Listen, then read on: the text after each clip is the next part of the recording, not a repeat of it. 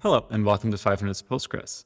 My name is Lucas, and today we're going to talk about the Postgres 15 release and 6 findings to improve how you manage your Postgres indexes.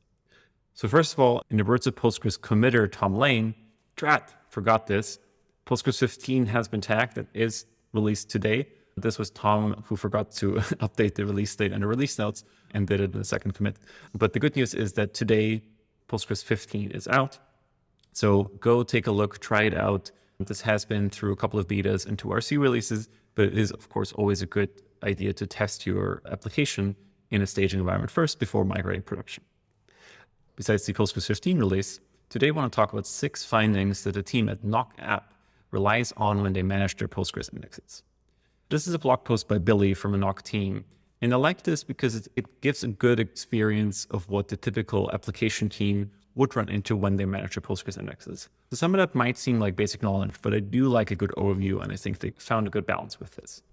First of all, an important fact, each index has storage and write costs. You can consider an index in Postgres as a cache or a secondary index, which means that Postgres will actually always create a separate data structure. So that means each index you create adds up taking more space on disk. Every table write requires companion writes to the indexes.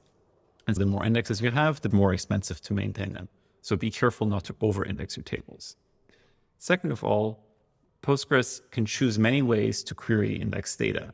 Usually, an index read will be faster, but if you have a very small table, Postgres will actually use a sequential scan instead of an index scan. As they note here, when Postgres looks at data, it works in fixed size pages. So when you see the notion of a page or a buffer, that refers to the 8 kilobyte page size in Postgres. Now, Postgres will have different ways of pulling this data from your tables. Sequential scan doesn't use any indexes, just goes directly to the table data. Index-only scan will almost always look at the index itself and get the data. There are some cases where it can still go back to the table, but usually it just uses the index. Index scans uses both the index and the table to get some data, but the index defines which rows are matching. Bitmap index scan, this is the case where Postgres builds a bitmap from the index, and using that bitmap, it locates which pages in the table to look at. This can also be used when Postgres combines multiple indexes. Certain index types will always have bitmap index scans. The best example of this would be BRIN, which we talked about last week, which always causes a bitmap index scan because BRIN is a fuzzy index. It doesn't contain exact information which rows to look at, and so the bitmap will be very broad in terms of which parts of the table Postgres then has to scan to find the actual rows. Third, they note a choice between combined indexes versus multi-column indexes. With combined indexes, what they mean is you have an index that's on column A and a separate index that's on column B, and Postgres chooses to do a bitmap operation to combine these 2 indexes. Postgres oftentimes chooses to not do that, which is why it does make sense to combine indexes into a multi-column index, not just for avoiding multiple indexes, but really to optimize the index cost.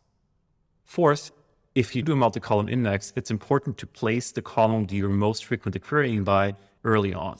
Let's say you have a query that is on A, B, and C, the query would be happily using an index that's defined as CBA. But if you have a query that only references C and your index starts with A and B, then there's a lot of unrelated data and the sorting isn't correct. Postgres will not be able to efficiently use that index. Usually it wouldn't use the index at all based on how the planner makes decisions. Fifth, it's important to think about sorting when you create indexes. So especially if you have a lot of order by statements in Postgres, when you do the create index, you can specify the order for each column. And so here you can see, for example, we can specify the column should be sorted in descending order. That's usually not as important because Postgres can query an index backwards. However, if you do use nulls first, or if you have multiple column orders, for example, one of the columns should be ascending and the other column should be descending, then you should always specify this explicitly, matching the queries. And sixth, I think this is a good note to end on, is that you should work in harmony with the query planner. Postgres will only use your indexes if the query planner chooses to do so, and Postgres gives you a very powerful tool of explain, but it is always important to verify whether indexes are actually used in explain. For example, when we at pganalyze work in our index recommendation feature, we work closely with the planner source code because for us, that was the source of truth. If the planner didn't end up choosing an index, it didn't make sense. That's what I personally always come back to when I tune indexes, is I always run an explain command to verify as well. Thank you so much for listening. This was 5 Minutes of Postgres. Subscribe to our YouTube channel to hear about next week's episode, and talk to you next week.